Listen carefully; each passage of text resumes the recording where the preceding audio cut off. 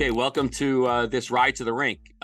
Really want to talk about, and this is something that I see a lot in youth hockey players, is the difference between being cocky and confident and having that healthy ego. Like we want you, coaches want to see it, your teammates want to see it, your competition doesn't want to see it.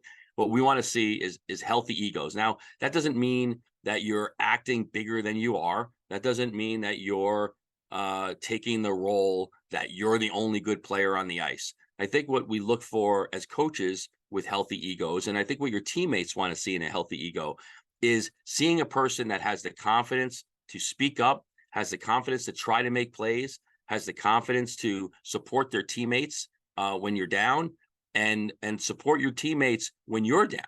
Right? If you're not having a great game and your teammates are having a really good game, or somebody on defense or the goalie, that healthy ego really resonates through the whole bench, and coaches love to see that, and players need that. Not every player has the ability to express their feelings, and sometimes it's a learned behavior. So you could do this as a player. You could do it right now on your way to the rink, thinking about what are some strategies I can do that don't make me sound cocky, but that I'm confident. Right? Be the if you understand drills and you see a drill that and not every drill you're going to know, right? Coach puts a drill up and go, oh, I know this drill. I've done it before. I was good at it last time. Get in the front of the line. Be the first one out there to do the drill. Set the pace in a healthy way for your teammates.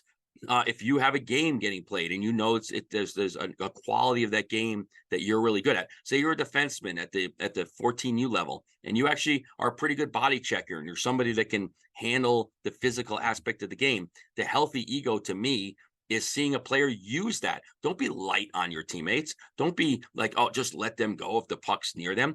Be heavy on them. Have that ego to say, listen, this is what I'm really good at. If you're going to try to dangle me, I'm going to do what I really am good at, and I'm going to put a body on you and keep you out of that position. So to me, and again, I think a lot of players are afraid of doing that, because not so much hurting their teammate, but they feel like competing against their teammate in practice is taboo. I think it's actually the best thing you could do. I think the best way to get your teammates better and help you improve is to battle those teammates and use your ability that you have in a positive way.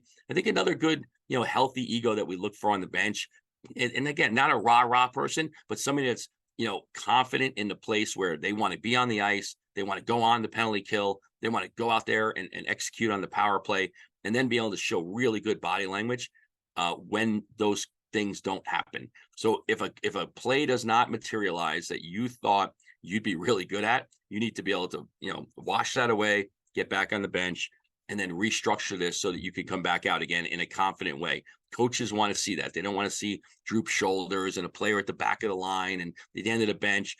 Create a healthy ego in yourself to know when you walk in, you're going to be a confident person. I think one of the things too, from a healthy ego perspective, and being a confident player, is also being a player that embraces your teammates. Go in there and make sure you let somebody else know how great they did, or how great it was to see them on the ice early, or how great it was that you want to be with that person in line to do the passing drill or do a battle drill. Find a way to be a leader in those situations, so that again, even if you're not the best player on the ice, having that swagger, having the ability to come in and feel like you can do it, sometimes, most times, that's a mental thing. That's something that you can start to develop as you're going to the rink. A lot of that's like self-talk, a lot of strategies to go into competition. But in practice is when you can work on that. Your ride to the rink is when you can work on that. And you can think to yourself, okay, what are some strategies I can do to show my coaches and my teammates that I'm a healthy, confident young man or woman that is going to go out and perform at the highest level I can. If you're somebody that's not a great passer, then think about, really buckling down. And when you do make a good pass, make people know that it's a good pass. When you make a bad pass, don't slam your stick on the ice and throw your head up and then let everybody in the rink know that you didn't make a good pass. Nobody knew you didn't make a good pass. Just have that confidence that your play was the right play. We talk about officials all the time, right? When you see really good officials that are not that good at making calls, make calls. Like they're just like, if it's offsides and they think it's offsides, they make it definitive that was offsides, even if they weren't sure. Same way a player has to think. You have to think, wow, maybe that wasn't the right play, but I thought it was the right play. And I'm confident that I can make that play again. Coaches want to see that. And teammates want to see that. Same thing with scoring. Scoring in practice should be fun. You don't have to point the finger at a goalie, but if you score, have some confidence in that. Have some ability to say, listen, I just scored a goal. Put your hands up, give a little hoot, whatever it is that make you feel good and let people know you just scored a goal.